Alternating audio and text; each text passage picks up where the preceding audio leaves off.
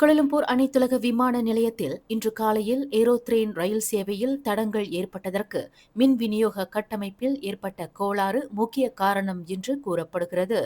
ஒப்பந்ததாரர்களான ஐஜேஎம் பாஸ்டிக் கூட்டு முயற்சியில் ஐபிஜேவி பொறுப்பின் கீழ் உள்ள மின்சார கட்டமைப்பு முறையில் இதேபோன்ற கோளாறு கடந்த அக்டோபர் 15ஆம் தேதி ஏற்பட்டது.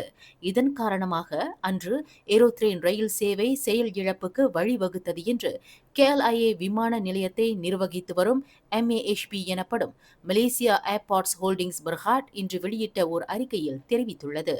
ஏரோத்ரேன் ரயில் மற்றும் ஐபிஜேவி திட்டம் ஆகியவற்றுக்கு தலைமையேற்றுள்ள ஆல்ஸ்டம் நிறுவனம் இந்த இரண்டு தடங்கல் சம்பவங்கள் குறித்து விரிவான அறிக்கை மற்றும் விளக்கத்தை வழங்கும் என்று எதிர்பார்க்கப்படுவதாக MAHP மேலும் கூறியது.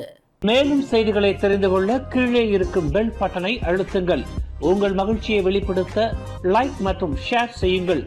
தொடர்ந்து திசைகளோடு இணைந்திருக்க சப்ஸ்கிரைப் செய்யுங்கள்.